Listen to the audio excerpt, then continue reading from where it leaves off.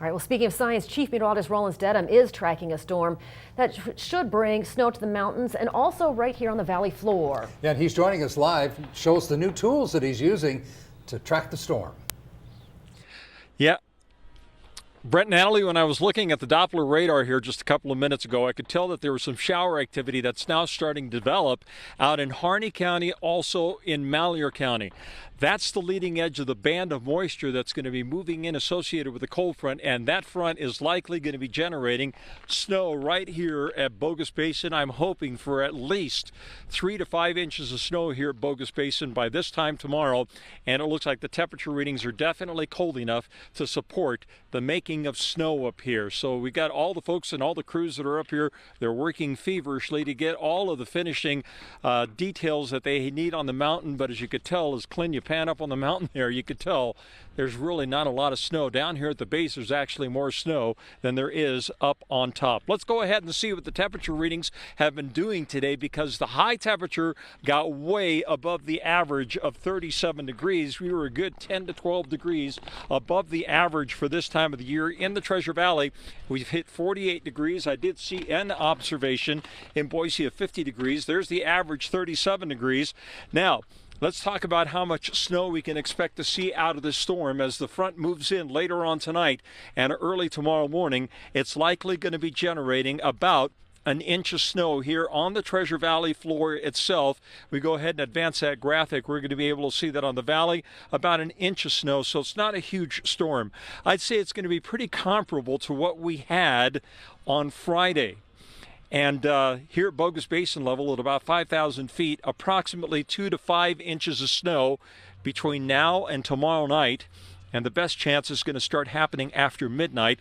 And in the areas above 5,000 feet, we should see about 3 to 5 inches of snow. So let's see on the Doppler radar if we can actually scan around and take a look at where that storm is currently and where the band of moisture is. Again, I was noticing some showers developing out over Malheur County, and there you can see indeed, notice how the moisture is all of a sudden increasing in Malheur County. That's the leading edge of the band of moisture. It could start out as rain at first, but then should change over to snow, and I'm anticipating a burst of snow. The satellite image now shows the big low that's driving this entire weather-making scenario that we're seeing here across much of the Pacific Northwest. It is a big cold upper low, and that cold upper low is what's driving the cold front. It's pushing it in our direction.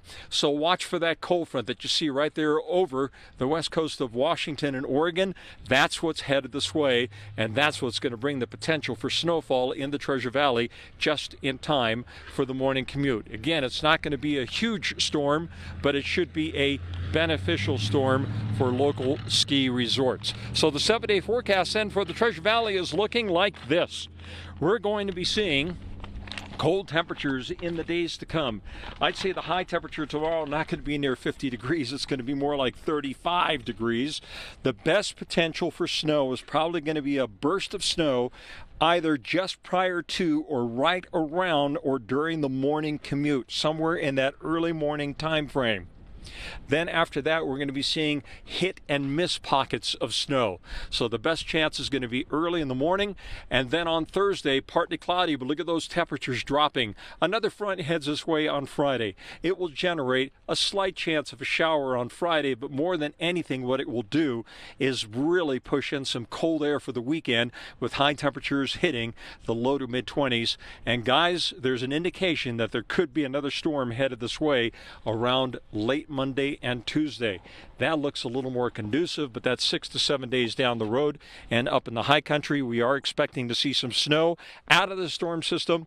And so looking at the latest observation, courtesy of the mobile weather device that we've got in the truck right now, it's about 35 degrees and getting colder, and the wind is about, I'd say out of the southeast at about 15 miles per hour. So it's a good thing. We need to see this change. At least we've broken away from the inversion scenario that we had, Brent and Natalie, for so long, and at least now we're starting to see the potential for storms moving back into the region, and that is good news, especially for everybody who loves to be on the mountain. We got some diehard skiers already on the bunny slope because they got to get their slope time in, right?